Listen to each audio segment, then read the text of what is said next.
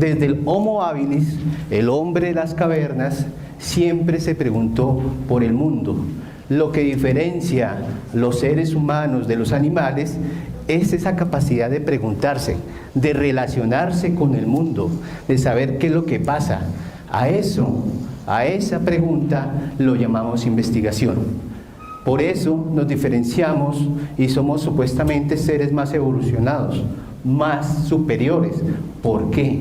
Porque nos cuestionamos el mundo, nos preguntamos qué es el mundo. ¿Las verdades son absolutas o relativas? Pregunto. Relativas. Lo que es bueno para uno es malo para otro. Lo que es cierto para uno es falso para otro. En ese contexto manejamos la investigación. Relación exacta del sujeto que conoce el objeto. Listo.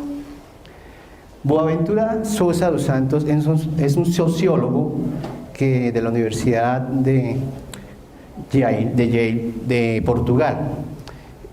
¿Qué hacía él? Decía, mire, hay distintas formas de conocimiento. No necesariamente tiene que ser el conocimiento científico, convalidado. ¿Alguien sabe el concepto de positivismo?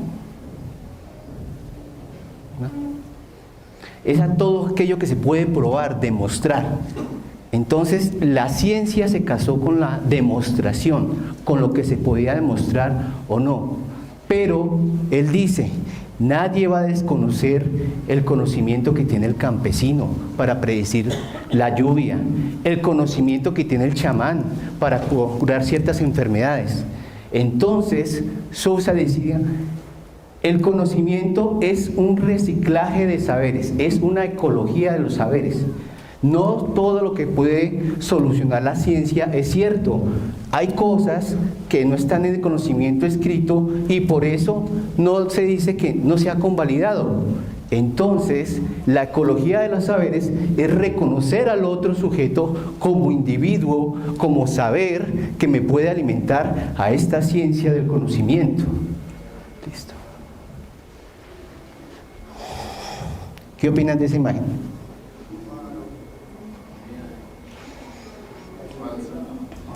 Dice la gacela y el león. La gacela se levanta todos los días y dice, uy, diablos, hoy tengo que correr más rápido que el león, porque si no, me muero. Y el león dice, diablos, hoy tengo que correr más rápido que la gacela, porque si no, no como. Y si no como, ¿qué pasa? Me muero. Pues ese es el mundo real, muchachos. Aquí. Ya, estoy. Es que no te la como. Ese es el mundo real. Ustedes tienen que correr más rápido, ustedes tienen que ser profesionales, ustedes tienen que ser especialistas, ustedes tienen que ser magíster, ustedes tienen que ser doctores. Si se conforman solamente con su carrera de pregrado, les pasará pues que se van a extinguir. Y la única forma es competir ante un mundo totalmente salvaje. Esa es la realidad. ¿A ustedes creen que apenas se gradúen, tome ofertas de trabajo? Pues sí, por ser de la Uniminuto, claro que sí, pero no es tan fácil, estamos compitiendo, esa es la realidad, ese es el mercado. Nadie acá en esta sociedad capitalista la tiene fácil, nadie, ¿o sí? ¿No? Entonces, en ese ramo de circunstancias, tenemos lo que es conocimiento. Gómez Buendía decía, el conocimiento está en 3 fases: la producción, reproducción y aplicado. Bueno, entonces, para expresarlo mejor, un ejemplo: 15 por 18.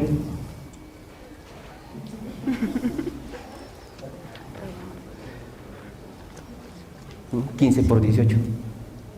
Nadie se lo sabe, porque es una reproducción de conocimiento. Las tablas de multiplicar es la reproducción.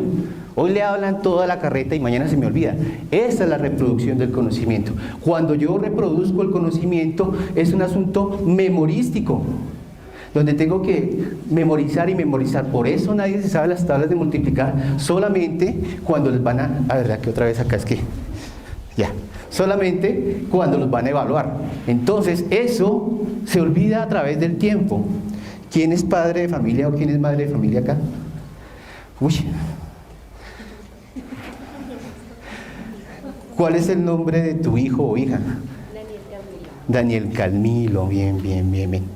¿Cuál es el tercer mejor amigo de Daniel Camilo? Se le olvidó. ¿Por qué? Porque ella hizo a Daniel Camilo, lo produjo. Entonces lo que uno produce no se le olvida. Y eso se llama investigación, producir. Cuando usted produce no se le olvida. ¿Quién es la imagen de ese señor que está allá mirando Steve Jobs? Steve Jobs. ¿Y cómo sufrió él, no? Le faltaba platica a él, ¿no?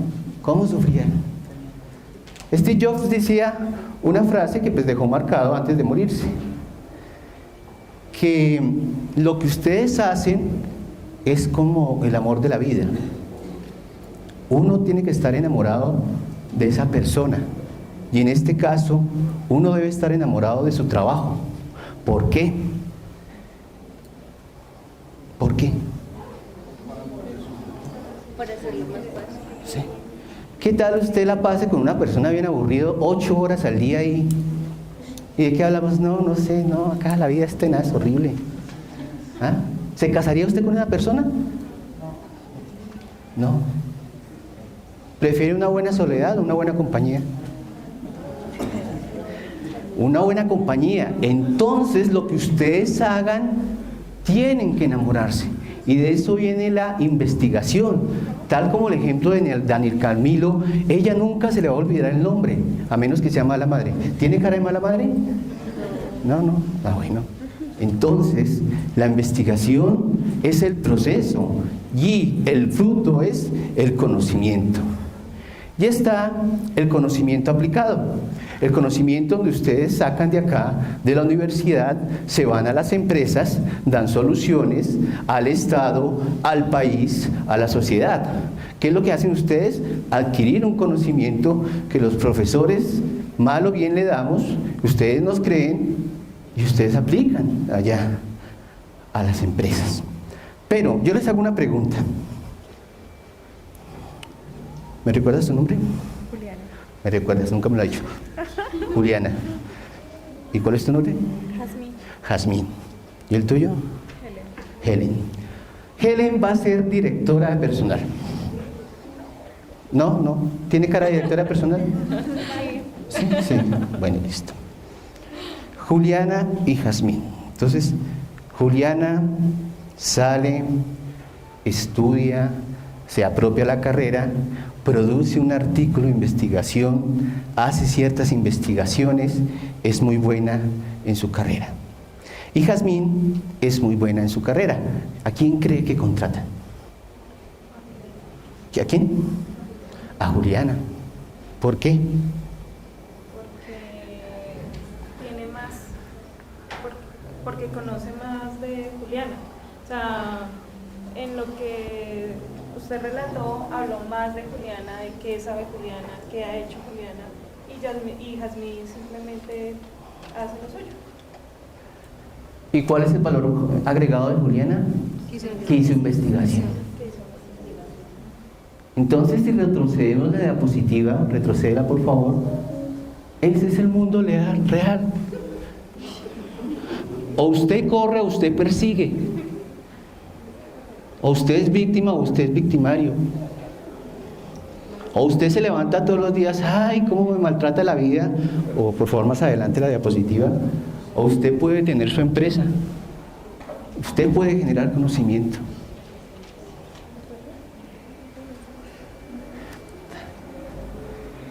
Entonces les doy este video de la sociedad del conocimiento. Para los antiguos, el tiempo estaba representado por los procesos cíclicos de la naturaleza. Los seres humanos no se preocupaban por medirlo. La gente no se interesaba por llevar la cuenta de su edad. Pero a fines de la Edad Media comienza a difundirse la construcción de grandes maquinarias de relojería. Desde lo alto de los monasterios, los relojes comenzaron a regular la vida de la comunidad. Los encuentros podían hacerse al momento de las campanadas. En la Revolución Industrial, el reloj tuvo una influencia más profunda que la máquina. sociedad occidental.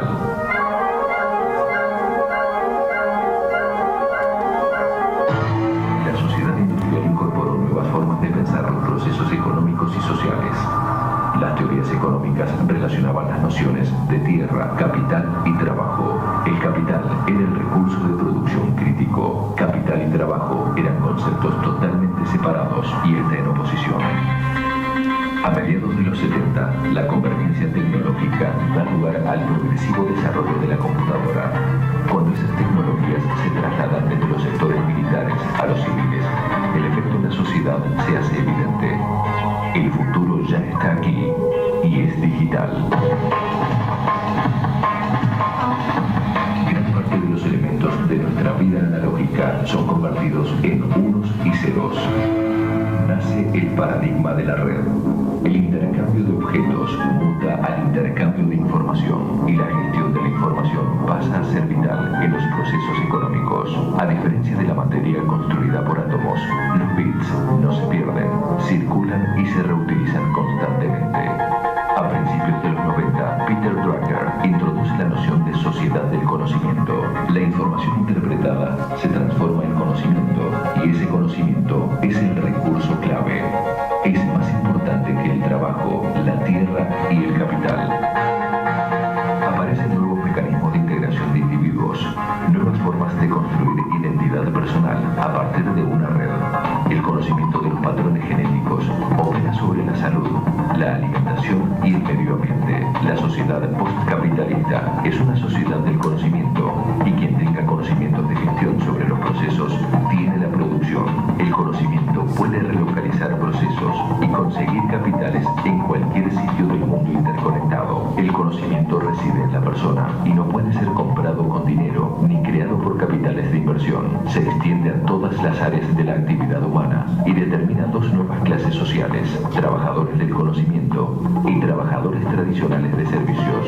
El trabajo tradicional pasa a ser mercadería. Las ganancias están asociadas a la innovación y son ganancias de corto alcance. La innovación tiende a asimilarse rápidamente al medio. El estado normal de salud de la economía es el desequilibrio. No hay nuevas teorías económicas que abarquen la magnitud de la globalización. Las categorías tradicionales de análisis están cambiando y hoy existen solo prácticas con su marco teórico a una información. Estamos en el inicio de una segunda revolución de la información y no es una revolución tecnológica. No se está produciendo allí donde los científicos o la industria de la informática creen que está. Esta nueva revolución está cambiando nuestra percepción del espacio y del tiempo, dimensiones fundamentales de la experiencia humana. No se trata de nuevas máquinas, de técnica, software o velocidad. Es una revolución de conceptos. Enfrentamos un periodo en el que tendremos que aprender muy rápidamente a conseguir e interpretar información. La sociedad del conocimiento cambiará por completo las estructuras sociales, la forma de comportarnos y dirigirnos. Bueno, entonces, ¿quién es acá contador? ¿No vinieron los de contaduría? Bueno, acá el profesor es contador. ¿Qué tal el contador que solamente esté llevando los libros y no el uso de la computadora? ¿Qué les parece eso?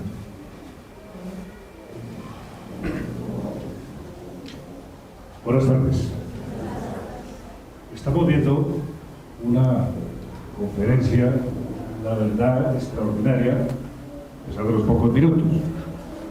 Pero lo que nos está comentando el conferencista nos lleva a pensar en varias direcciones.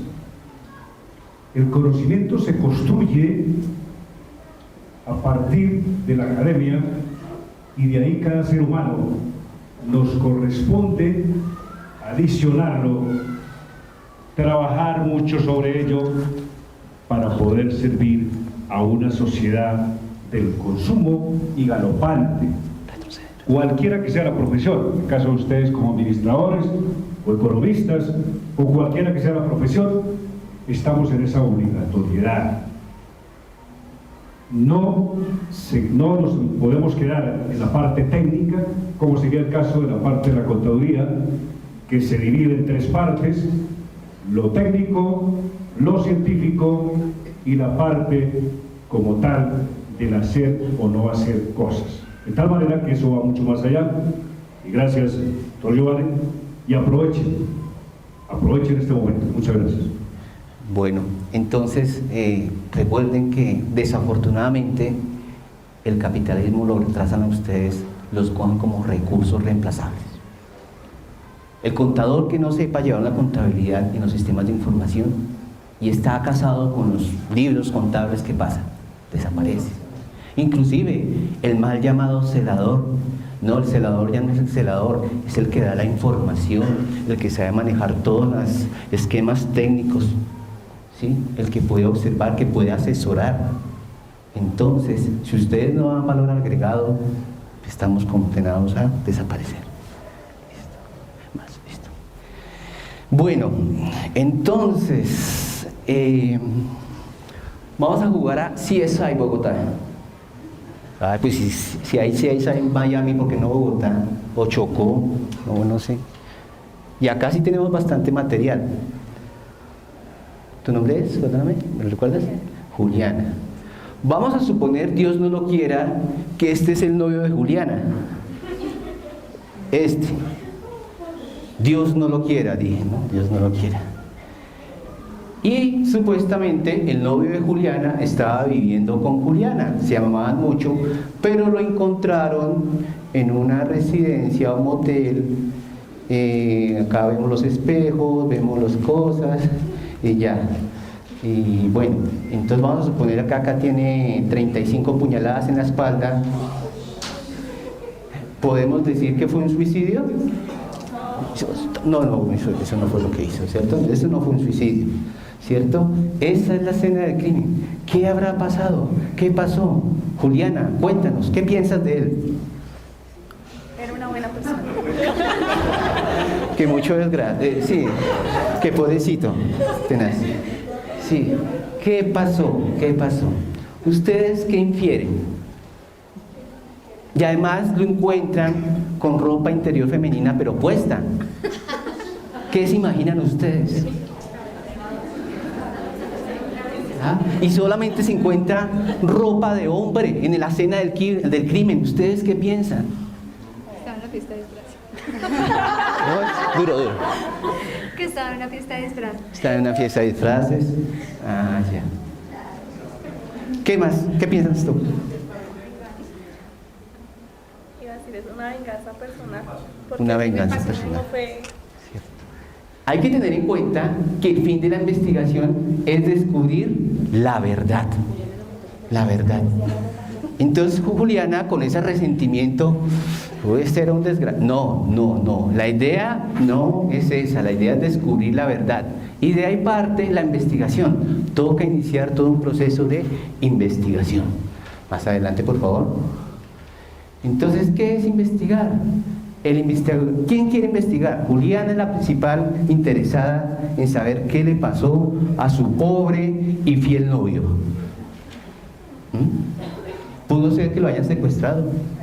¿Sí? Pudo ser, ¿cierto? Sí, más adelante, la siguiente. Bueno, entonces, como investigador, acá vemos a Sherlock Holmes.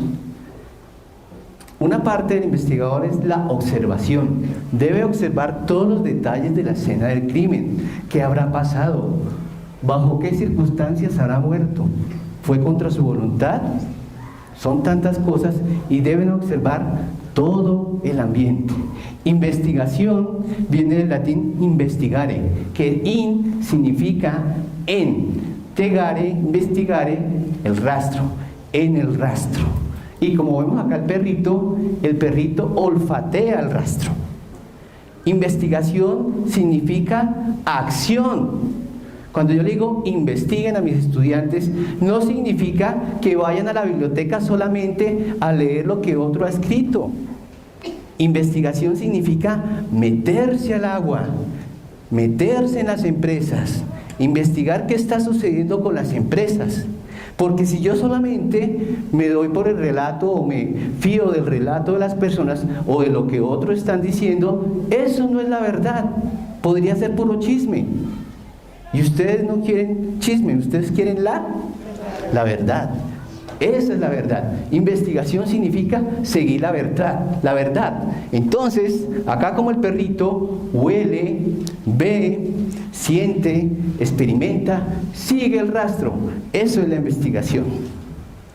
Además, tienen que experimentar. En una escena del crimen encuentran una bala, le hacen pruebas de ADN, pruebas científicas para ver qué habrá pasado, huellas dactilares. O ustedes han visto en esos programas televisivos de CSI en Nueva York, ¿el agente está encerrado allá en la oficina? ¿O qué está haciendo? Busca pruebas, habla con los sospechosos, habla con los que saben. Eso es investigar. Va a la escena del crimen, habla con los testigos, entrevista a la vieja chismosa, hace análisis documental. En la escena del crimen, pues la mayor parte va a este tipo de gente allá a chismosear. Entonces ellas son personas fiables para averiguar qué pasó. Listo, gracias. Si usted quiere ser investigador,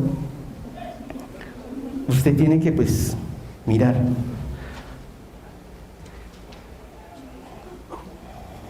¿Tu nombre? Rosaura, ¿cierto que acá que te maltratan acá en la universidad? ¿Cierto que sí?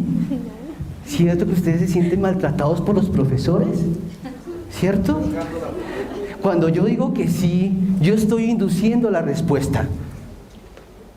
¿Cierto? Entonces, ojo con ese tipo de entrevistas. ¿Cierto que él era mala persona, ese novio de... ¿Es cierto que era mala persona? Y al hacer así, ustedes ya automáticamente, miméticamente, ya me están mirando. Sí, él era mala persona. Cuando ustedes les dicen, mire, ¿es cierto que lo maltratan? Oiga, sí, como que me maltratan. Usted ya induce la respuesta. ¿Y eso es encontrar la verdad? No, eso es el chisme. La investigación es eso. Usted tiene que hacer una pregunta correcta. La siguiente. No criticar ni enjuiciar. Entonces, en el caso acá de Juliana, ¿qué opina? ¿Qué opina este señor? Tiene una cara aburrido, pero de pronto es un benefactor de las muchachas. Aquellas niñas que están en la calle, las recoge y les da alimentación y demás. Entonces, independiente de lo que haya sucedido, usted tiene que librarse de prejuicios. Usted tiene que librarse de todas esas cosas. No van a decir viejo verde, no, de pronto es otra cosa, ¿sí me van a entender? Para eso necesitamos estar limpios, no enjuiciarlos, simplemente estar limpios y con mente abierta. Eso es lo que necesitamos. La siguiente. Bueno, acá hay diferentes realidades.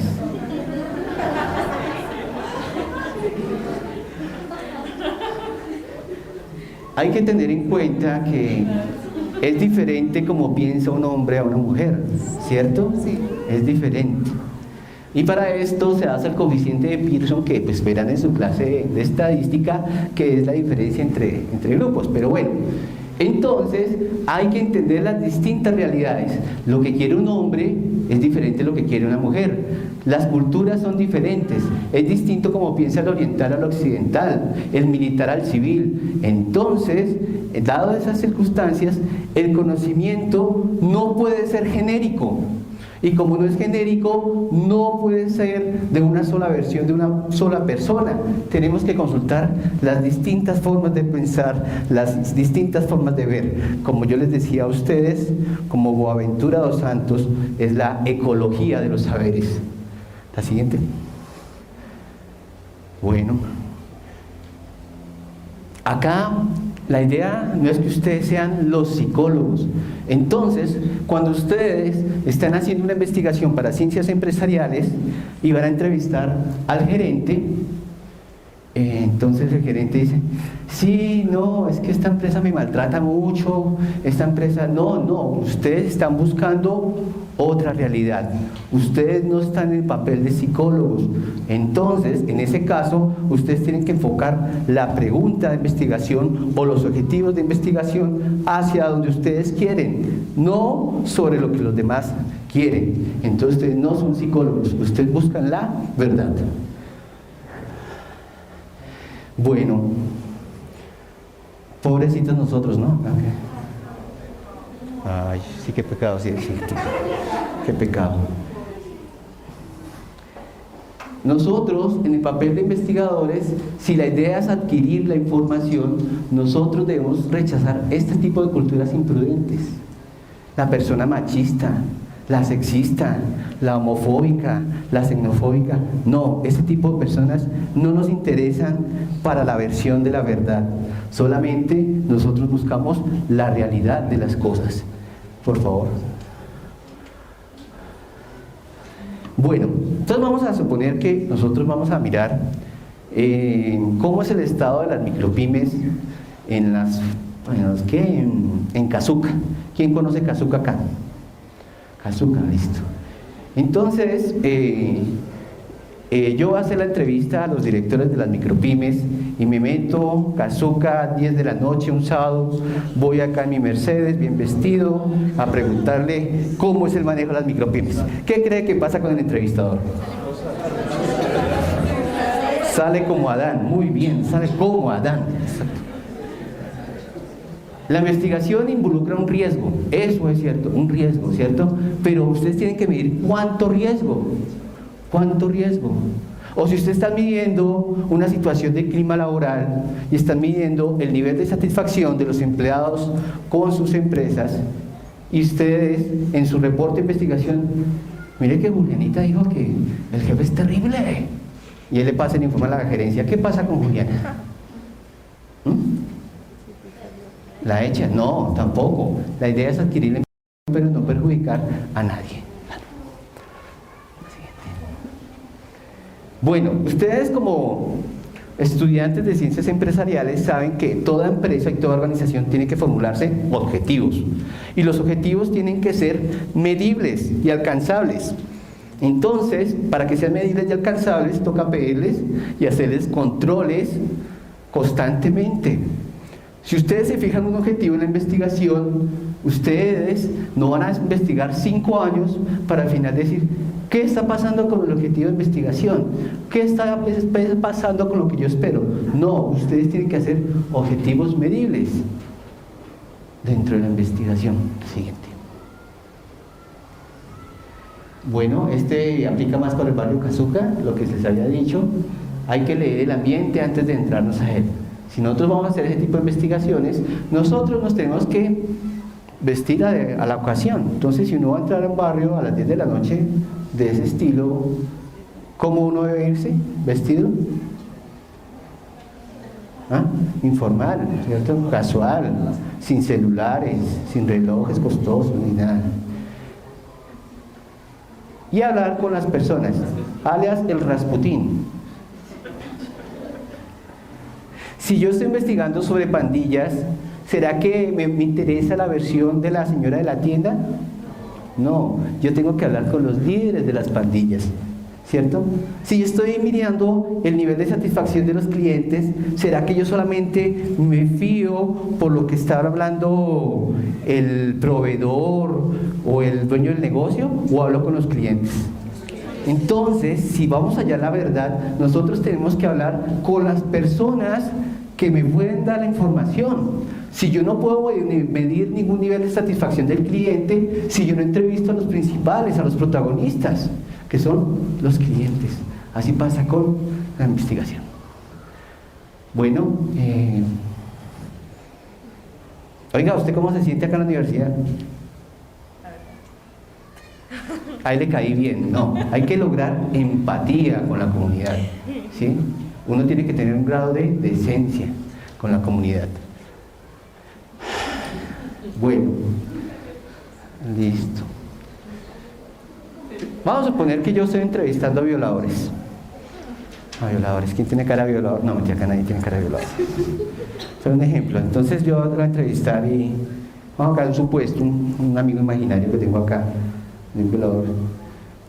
Oiga, desgraciado, ¿usted cómo se atrevió a violar a las niñas? No, esos sentimientos de furia, de ira y rencor no deben estar en el investigador. ¿Por qué? Si usted le muestra cierto rencor, cierto resentimiento al entrevistado, ¿qué pasa? ¿Le va a dar toda la información? No. Entonces, uno como investigador debe lidiar con sus propias emociones. Tenemos que observar el ambiente, más adelante por favor. Tenemos que mirar la percepción del lugar, a qué lugar nos enfrentamos. La siguiente. Tenemos que mirar los distintos ambientes sociales, humanos, culturales. La siguiente. Ahora sigue el proceso de investigación. Ya identificamos qué es lo que debe tener un investigador. Ahora sigue lo que es el proceso de la investigación. Listo. La siguiente.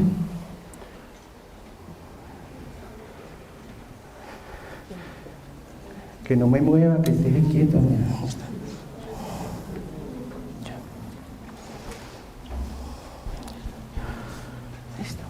Listo.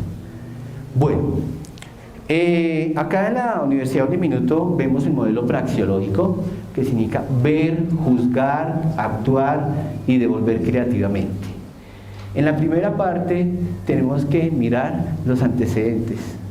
Los antecedentes. Dale clic, por favor. Y se quedan los antecedentes, ¿no? Los antecedentes, ¿qué pasa si acá vamos a mirar acá, otro del público, digamos, ¿cuál es su nombre? Daisy. Daisy. Daisy quiere zapatos, entonces Daisy quiere un zapato, lo quiere un moñito rojo con pepitas, que no le cueste más de 5.000 pesos, de tacón de 8 centímetros, pero no sabe si de cuadritos o de pepitas, o un zapato alto, un zapato bajo. Si tú no sabes qué tipo de zapato quieres, ¿qué es lo primero que tú haces? Mirar revistas. Exacto, mira revistas. ¿Qué más? La moda. Va a la moda, sí. ¿Qué más? Uno va a dónde? Uno va a Caltitán y mira, ¿qué tipo de zapatos quiere? Así pasa con la investigación. Si yo no sé qué investigar, pues miro los antecedentes, qué hay por fuera, y de eso me consulto a los expertos. Ellos me pueden guiar o me pueden dar una orientación hacia el trabajo de la investigación. ¿Qué temas son pertinentes y qué temas no son pertinentes a la investigación? Otra cosa, podríamos hacer un análisis documental que hay en revistas, en bibliotecas, en libros. Esto me da unos antecedentes de lo que quiero investigar. ¿Qué pasa si yo quisiera? Bueno, les voy a hacer una propuesta. Voy a sacar un libro. Voy a sacar la teoría de la relatividad por Giovanni Martín versus la teoría de la relatividad por Albert Einstein. ¿Qué libros ustedes compran? ¿Ah? ¿Qué libros ustedes compran, por favor? ¿No creen sus profesores? Bueno, listo, no lo creen. Entonces, por eso, si yo no investigo, si yo no averiguo qué sucede con los antecedentes, corro el peligro de investigar lo que ya está investigado. Entonces, por eso es tan importante consultar antes a expertos y lo que hay en bibliografía. Bueno, ahora vamos a plantear el problema de investigación. ¿Qué será el problema? Bueno, acá nos basamos en Aristóteles. Aristóteles dice que la naturaleza del ser humano es preguntar, ¿qué pasa? ¿Qué pasa con los sentidos? ¿Qué pasa con su realidad? Si en tu caso, en el tuyo, tu novio te deja, ¿tú qué es lo que primero dices? ¿Por qué? ¿Por qué? Esa es la pregunta. Eso es lo que nos distingue de los seres humanos. ¿Qué le pasa a ella? Estará triste, la dejó el novio. ¿Por qué la dejó? Entonces, Albert Einstein decía, el secreto de una buena investigación es hacer una buena pregunta. Es más, Si ustedes formulan una muy buena pregunta de investigación, ya han hecho el 80% de la investigación. Fácil. Si ustedes formulan una mala pregunta de investigación, ustedes se pueden perder en el proceso de investigación. ¿Y qué se debe hacer? Formular una pregunta. Pero para formular la pregunta hay que tener mucho cuidado. Hay que tener mucho cuidado. Por ejemplo, una investigación. ¿Cuántos palacios presidenciales hay en Bogotá? Uno. ¿Y para eso hay investigación? No, no necesitamos investigación. ¿Existe un sol, sí o no? Sí, entonces ¿para qué investigación? ¿Cierto? También debemos evitar ese tipo de preguntas ambivalentes o ese tipo de preguntas que no tienen alguna respuesta. ¿Será que existe Dios? Podemos matarnos toda la vida y nunca sabremos si realmente existe o no existe. ¿Cierto? O podemos evitarnos también preguntas. ¿Qué es la economía? No, pues ya han investigado mucho sobre la economía. Ese tipo de investigaciones tampoco no nos sirven. Ojo, una investigación es algo que aporte al conocimiento. Ustedes no van a crear una pirámide. ¿Cuánto demoraron haciendo las pirámides de Egipto? Miles de años. Lo que ustedes tienen que hacer es hacer un ladrillo de conocimiento que construya una pirámide de conocimiento. Ustedes no tienen que enfrascarse con teorías gigantescas o con teorías muy simples que no aporten al conocimiento. Entonces, en ese orden de ideas, continuamos. Después de la pregunta de investigación siguen los objetivos de la investigación. Los objetivos es lo que usted quiere hacer de la investigación. ¿Qué quiere hacer la investigación? Apuntan a la pregunta de investigación. Deben estar formulados en infinitivos. Por ejemplo, identificar, hacer, determinar. Y determinan y dan el alcance de la investigación. Los objetivos no tienen ni que ser ni muy ambiciosos ni muy pobres, porque cuando son muy ambiciosos nos pasa el caso de la pirámide, que es muy gigantesca y aunque nos demoremos toda la vida investigando, no podemos dar una solución, ni tampoco tan pobres que no aporten a ninguna investigación. Un objetivo, si está bien formulado y si está bien dicho y si está bien claro, le apunta a una buena investigación. Entonces, la siguiente parte es la justificación y delimitación. Definen la importancia de la investigación, cuyo fin es llenar un vacío del conocimiento, tanto en lo teórico, que es investigación básica, llenar un espacio de conocimiento, en lo metodológico, que es llenar una herramienta para el conocimiento, y en lo práctico. Por favor, me le das un clic en el celular.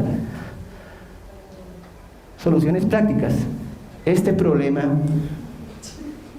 ¿qué opinan de ese problema? El problema de parquear.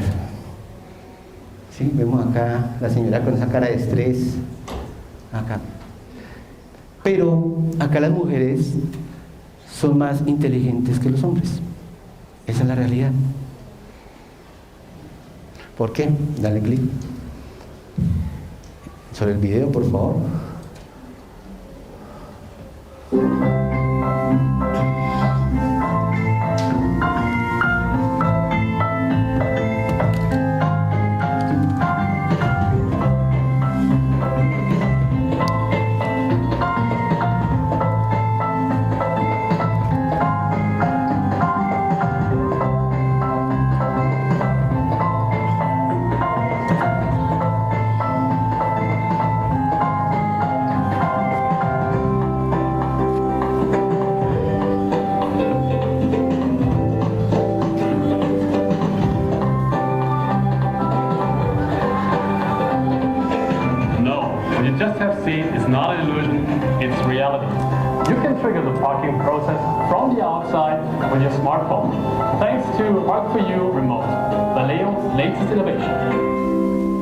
Voilà, no necesariamente las cosas tienen que ser o tienen que hacerse como de la forma tradicional. ¿Por qué digo que las mujeres son más inteligentes que los hombres? ¿Por qué? ¿Son más crueles? ¿Cómo así? ¿Por qué? Somos muy recursivas. Son muy recursivas, es cierto. Las mujeres inclusive son mejores administradoras que los hombres. Esa es la cruel realidad y viene de una escala evolutiva. En el Homo habilis o el hombre de las cavernas, cuando el hombre se iba a casar, la mujer se encargaba de la educación, de la organización, de la administración de recursos. La mujer se encargaba de decorar las cosas, de la comunicación. El hombre solamente se iba detrás de la presa y traer el alimento para su casa.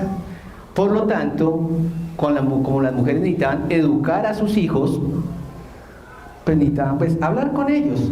El hombre guarda el sigilo, el silencio. ¿Por qué? Porque necesitaban perseguir a su presa. Por eso, cuando están con sus esposos o sus novios, las mujeres bla bla bla bla bla bla bla bla bla. Y uno, ajá, bla bla bla bla bla, ajá. ¿Por qué? No es que el hombre no esté interesado. No, es una escala evolutiva. Una mujer puede decir hasta 25.000 palabras en un día y un hombre máximo 3.000. ¿Por qué? Porque nos traemos evolutivamente el sigilo. Gracias.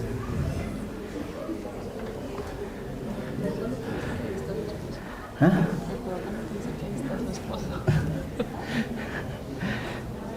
Está demostrado científicamente. Donde dice eso, se llama Tu cerebro mañana, de Steve Jobs. Digo Steve Jobs, no, de Stephen Rose. Ahí está como la escala evolutiva del hombre. Por si acaso no me creen, ustedes no me creen, ¿cierto? Tienen cara de incrédulos, pero es la verdad. Bueno, listo. El siguiente paso es elaborar el estado de arte. Elaborar el estado de arte. No, antes. Arriba. Eso, clic. Ajá. Elaborar el estado del arte. El estado de arte, ¿qué será? Identificar cuáles son las teorías más representativas de lo que usted está investigando. ¿Entre qué? Entre la pregunta de investigación y los objetivos. Para eso se miran las principales encuestas, enfoques y teorías de las personas más representativas. Vuelvo y les hago la pregunta: si Giovanni Martín sacara el libro de la relatividad y lo compraran usted, ¿yo sería una fuente creíble? No sería una fuente creíble. Si estoy hablando de la teoría de la relatividad, ¿quién sería una fuente creíble? Albert Einstein. Entonces, cuando ustedes están construyendo el marco referencial, obviamente tienen que ser los autores más representativos. Si estoy hablando de teoría organizacional de Alberto Chiavinato, pues obviamente ese me va a servir. O teoría de las organizaciones de Pepito Pérez o Felipe González. ¿Le comprarían a Felipe? No. ¿Le serviría para su investigación?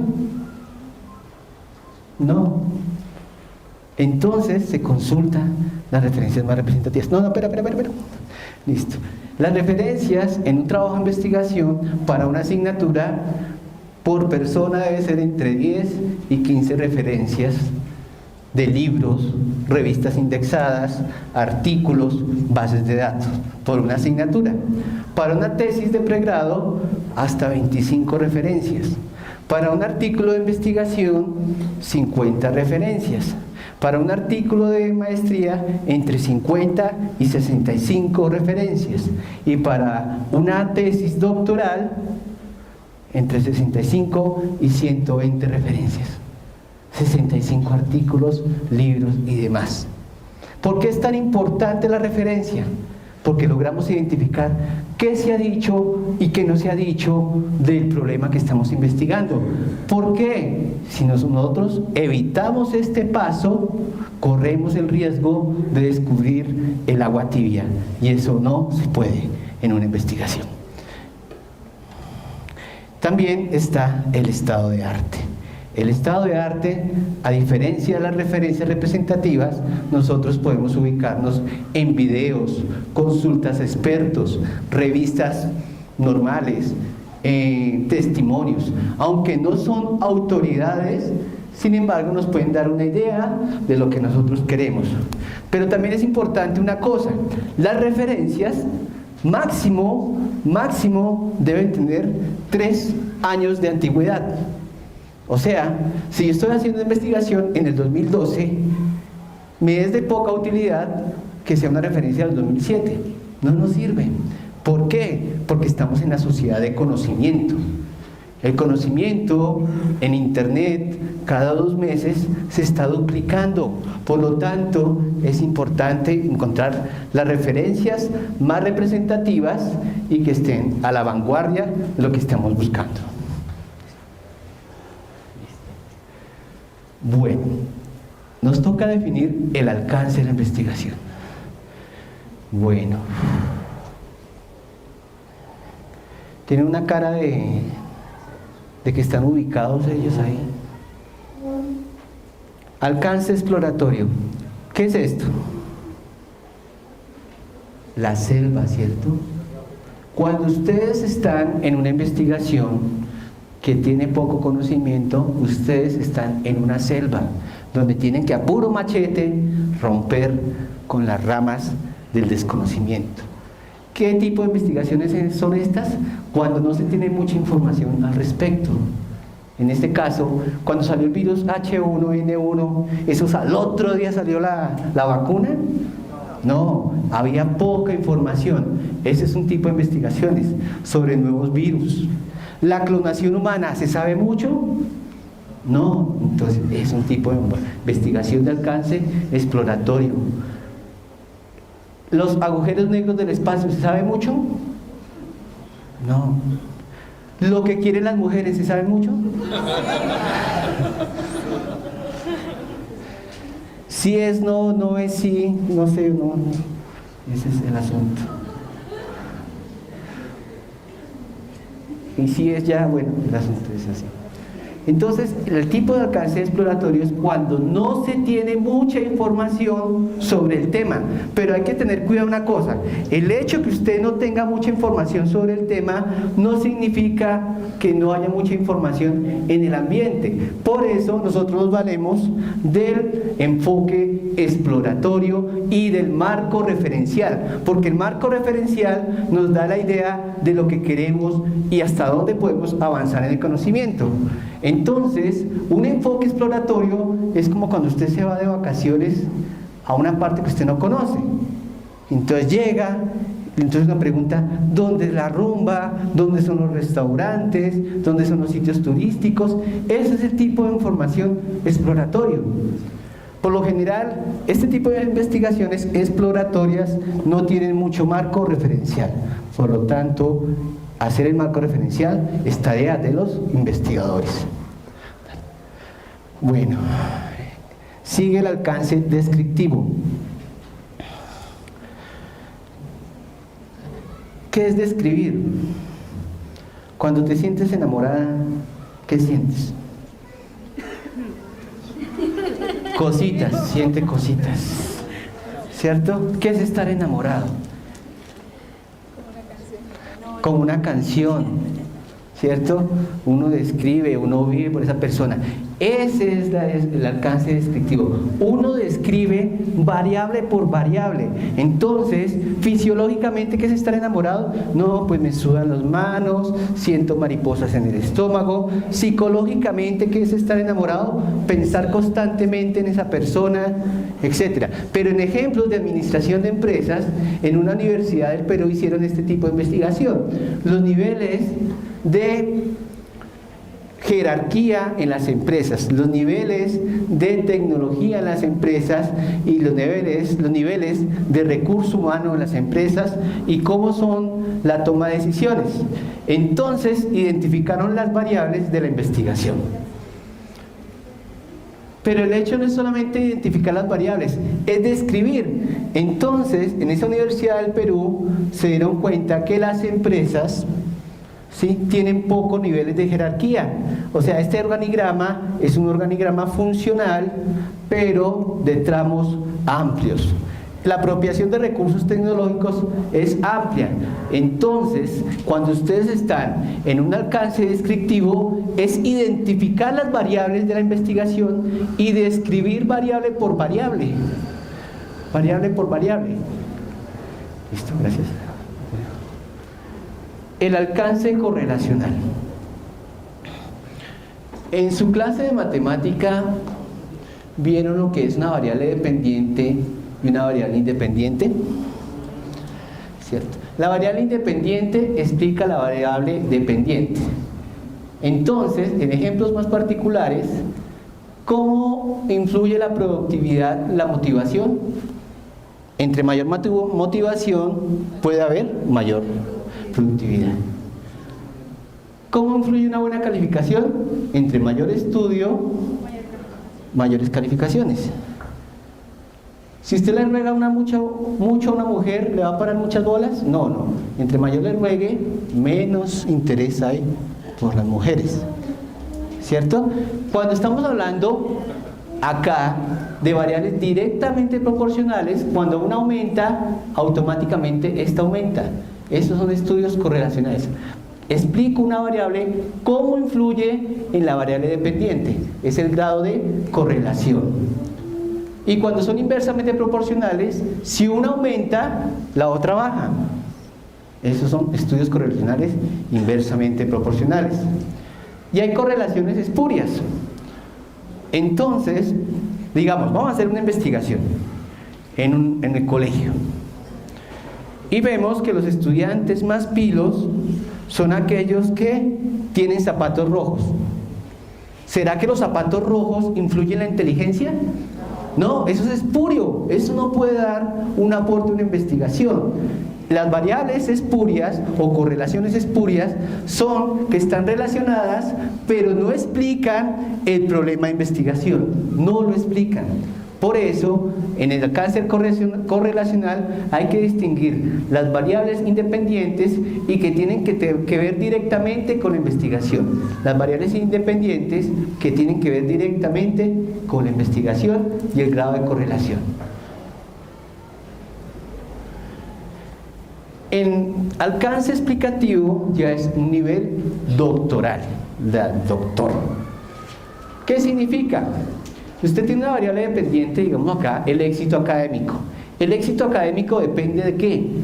De buenas calificaciones, de un estudio, de una sana alimentación, y no tiene nada que ver con los zapatos rojos, ¿cierto? Usted está explicando un fenómeno de la investigación. Cuando usted explica un fenómeno de la investigación o un fenómeno de su universo, usted está aportando al conocimiento, ¿cierto? ¿El buen genio o mal genio de qué depende? Pues de estados de ánimo, de temperaturas, de estrés. Cuando usted logra explicar qué pasa con el buen genio o mal genio y lo logra explicar muy bien con distintas variables independientes, usted está aportando un grado alto al conocimiento. Listo, por favor acá.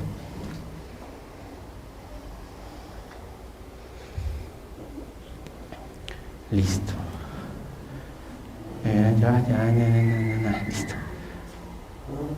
Por favor, acá está. Bueno, ya definimos el alcance de la investigación. Les recuerdo que es descriptiva, exploratoria, correlacional y explicativa. Ahora vamos a definir la hipótesis. ¿Qué será hipótesis? Pregunto yo. Es un supuesto. Un supuesto. Una hipótesis es una respuesta alternativa a la investigación. Se define en tipos, que es la hipótesis de trabajo o la hipótesis de investigación, la hipótesis nula y la hipótesis alternativa. La hipótesis de investigación, por ejemplo, en un caso empresarial,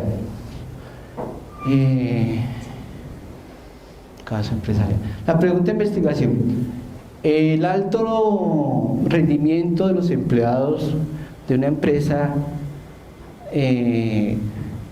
¿a qué se deberá? Vamos a suponer que esa es la pregunta. Entonces, la hipótesis de trabajo podría ser: el alto rendimiento de los empleados en una empresa se debe a la motivación. Eso es una hipótesis, es una respuesta alternativa a la pregunta de investigación, ¿cierto? Una hipótesis nula es la contradicción de la hipótesis. El alto rendimiento de los empleados no se debe a la motivación, está contradiciendo la hipótesis de trabajo. Una hipótesis alternativa podría ser una explicación alternativa a la pregunta. El alto rendimiento de los empleados se debe a choques eléctricos. Eso podría ser una hipótesis alternativa. A los egipcios les funcionaba, pues no con eléctricos, sino con nativos, ¿sí? Podría ser. ¿Cuál es la idea? Probar la hipótesis. ¿Cómo se prueba? Con chi cuadrado, Testudo, Pearson, toda esa cuestión de estadística que ¿ustedes ya vieron estadística? Pero la van a ver, se la aseguro. La van a ver. Van a probar la hipótesis. ¿Cómo se formula? Descriptivamente, correlacionalmente y explicativamente. Descriptivamente, la alta motivación de los empleados se debe a, no sé, al incremento de salario, al buen ambiente laboral, etc. Ustedes están dando una descripción de la respuesta de la pregunta. Correlacional, ¿qué tanto influye una variable sobre otra variable? Y explicativo, ¿qué tanto influye un grupo de variables sobre la pregunta o sobre la variable que necesita ser explicada? Gracias. Listo. No, dale ahí otra vez a diseño de hipótesis, por favor. Más abajo, abajo. No, avance por la. Avance, no. Bueno, sí, avanza en página. Esa, listo. Bueno, el diseño de investigación. Hay de tipos experimental y no experimental. Como vemos acá, el señor acá está en un laboratorio. El tipo de investigación experimental está bajo un ambiente controlado. Hay un experimento que se llama el experimento de Milgram, que es ¿a qué grado de crueldad puede llegar al ser humano? Y como acogiendo el ejemplo caricaturesco de los choques eléctricos, se medía pues los grados de crueldad del ser humano. ¿Qué hacían? Era un cuestionario que se le hacía a un grupo de personas y había un individuo que tenía supuestamente una máquina de choques eléctricos. Y la persona que correspondía mal le aplicaba su choque eléctrico. Y si volvía a responder, aumentaba los watts y aplicaba más choque eléctrico. Entonces se le informaba al individuo, mire, a tanto nivel usted puede matar la persona, digamos que a un nivel de 5. Entonces supuestamente, era un supuesto, había un actor que era el que tenía que responder por la pregunta y se ponía al individuo que no sabía nada de otro lado de una habitación. Entonces le decía, 18 por 15, no sabe, ¡sí! Su choque eléctrico.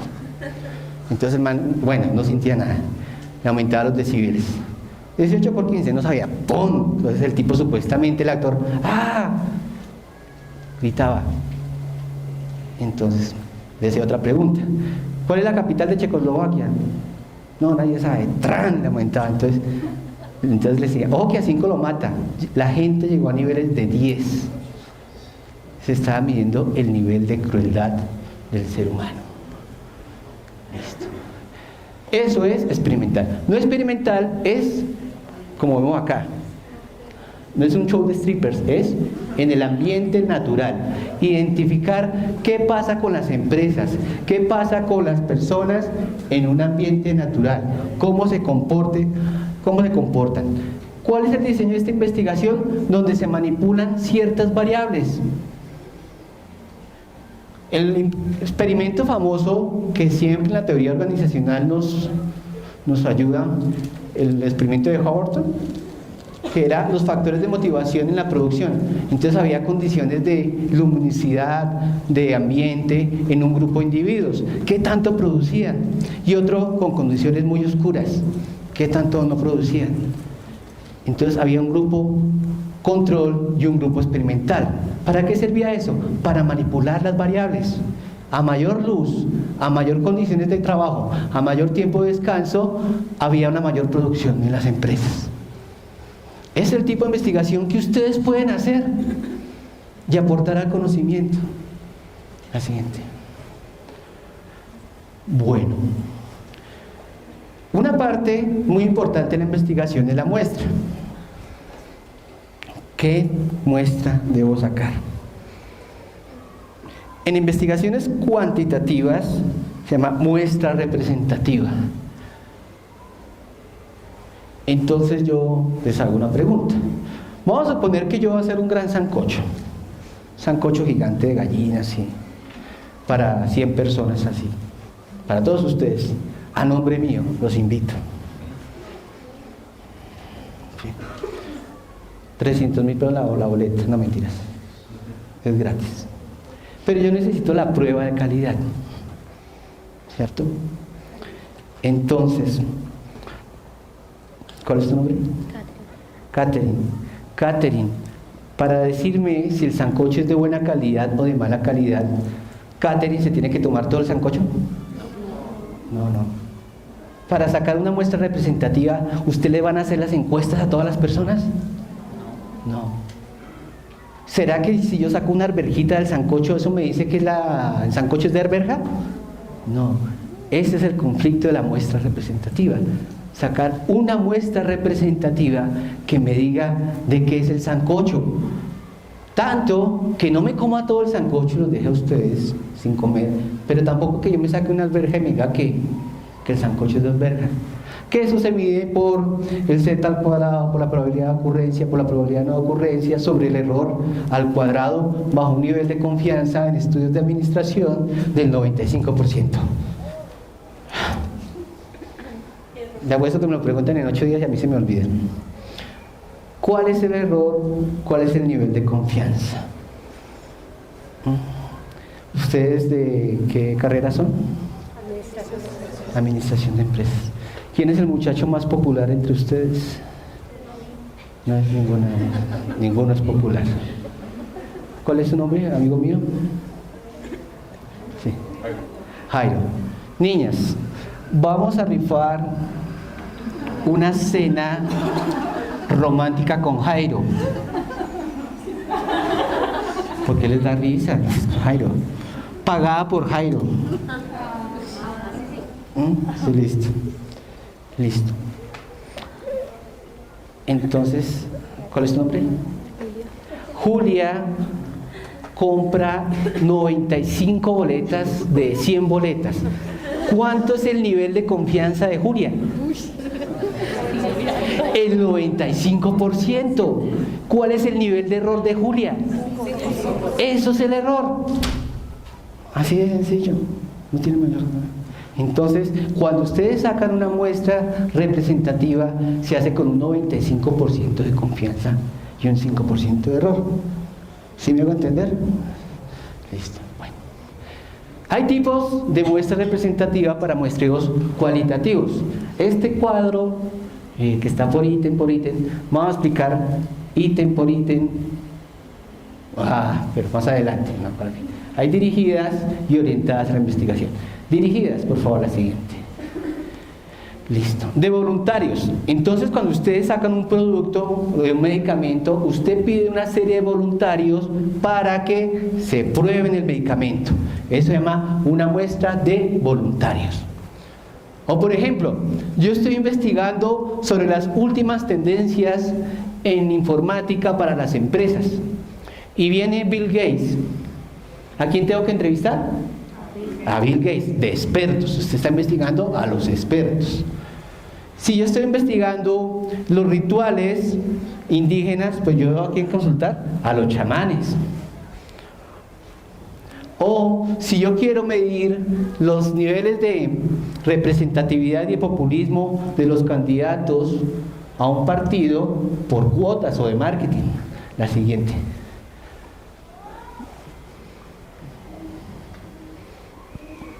Orientadas a la investigación cualitativa. Avanza, sí, gracias. De variación. ¿Cuántos tipos de tiburones hay?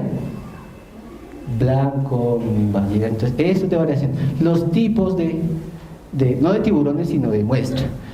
¿Cuántos tipos de depresión hay? Muchos, entonces uno dice, depresión, tal, listo. Homogéneas, como los niveles de inteligencia que hay, de cadena.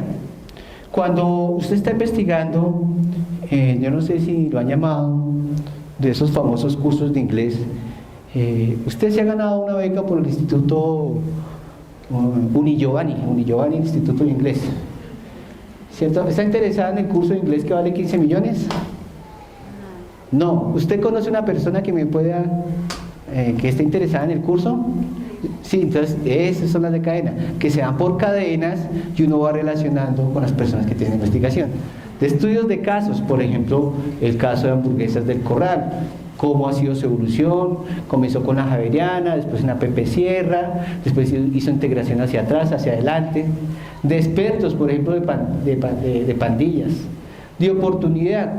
Si usted está investigando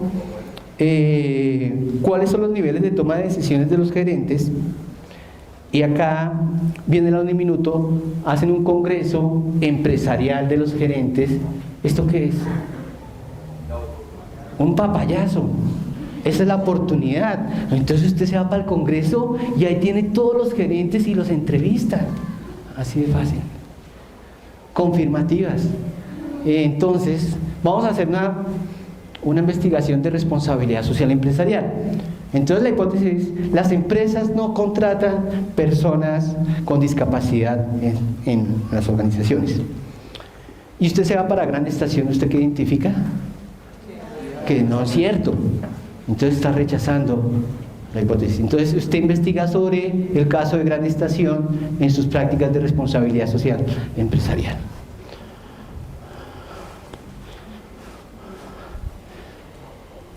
Listo, avanza la siguiente. Listo, la recolección de datos.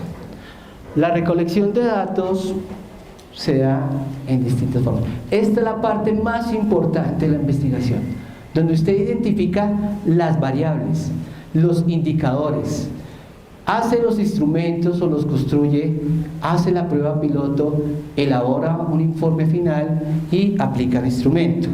¿Por qué es necesario hacer esto? Porque es la forma de recolectar los datos, de adquirir la verdad sobre la investigación.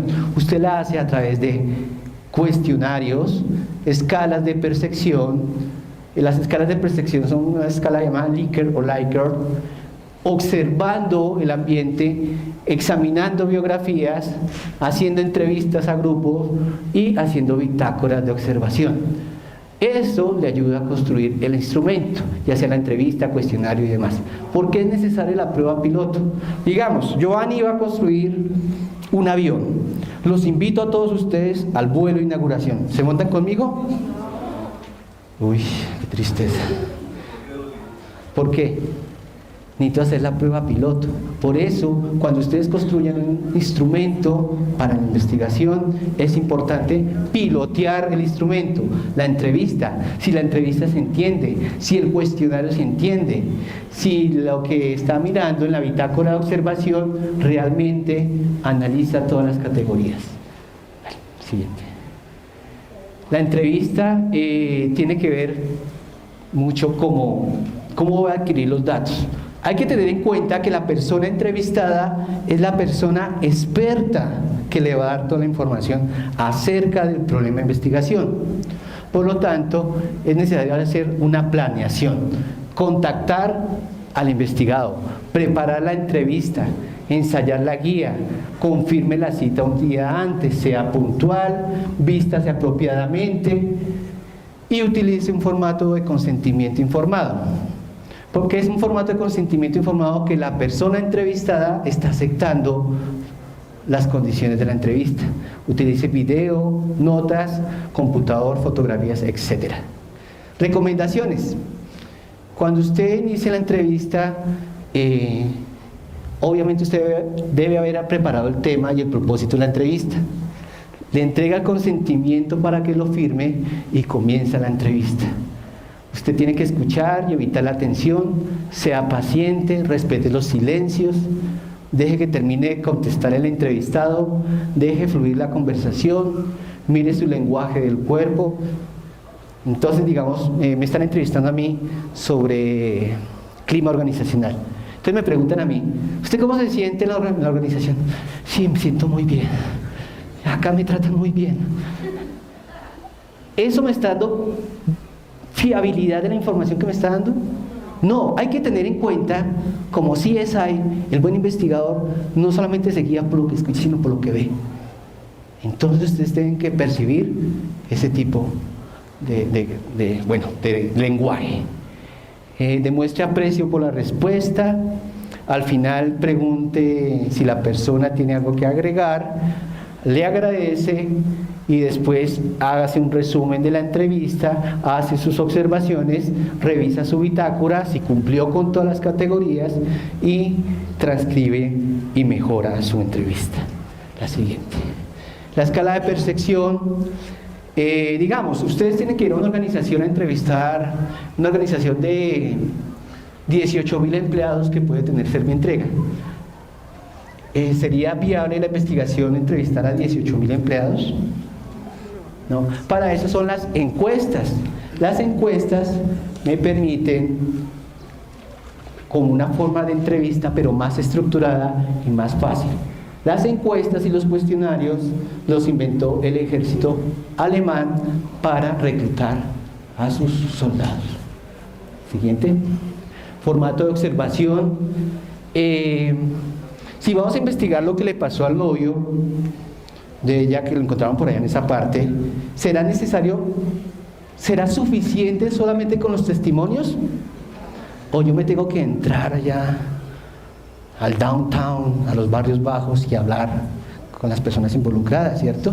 Tengo que observar la escena del crimen, porque con testimonios no me sirve. Nosotros buscamos la verdad, y la verdad se halla con triangulación de datos, no con los chismes, sino con lo que yo observe, con lo que yo escucho, con lo que yo huelo, con lo que yo percibo.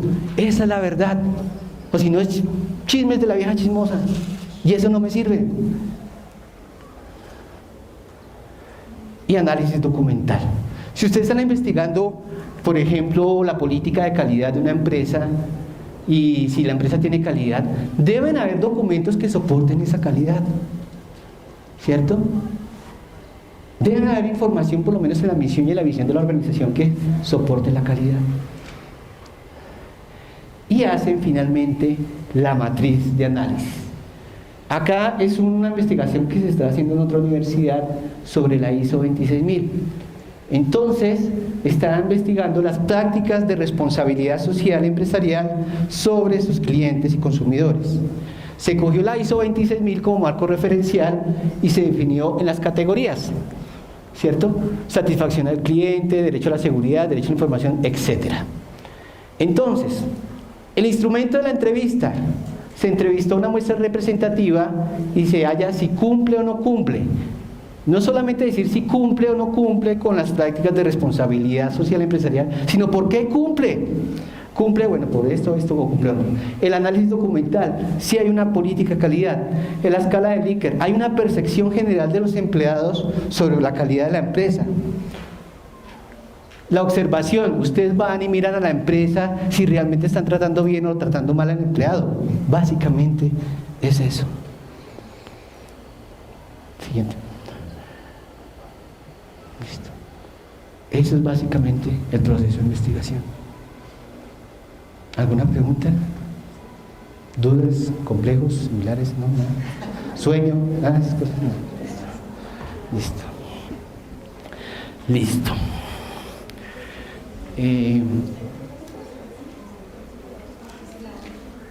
¿Sí están convencidos? ¿Sí? ¿Sí les moví el piso? Esas cosas. Bueno, ustedes se preguntarán: sí, estoy emocionado, quiero investigar. Oh, me gusta la investigación, voy a dejar mi carrera, mis cosas y mi esposa y no puedo investigar. No van a hacer eso.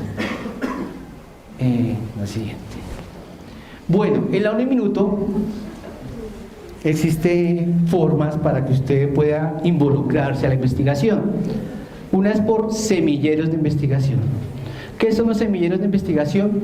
Son grupos de investigadores o de jóvenes investigadores, los cuales tienen intereses en investigación y se les ayuda para que hagan este proceso de administración o este proceso de investigación.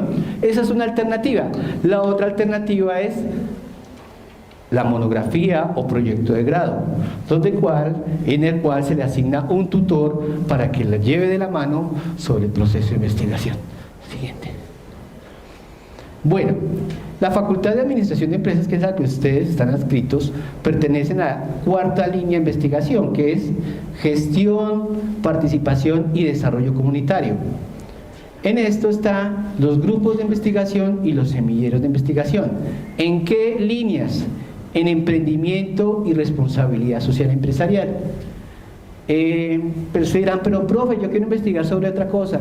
Sería muy interesante, pero la política de la facultad es centrarse en un área de conocimiento. ¿Por qué? Porque si la universidad se centra en distintas áreas del conocimiento, le apunta a todo y no le apunta a nada. Por eso nuestra gestión es en emprendimiento y responsabilidad social empresarial.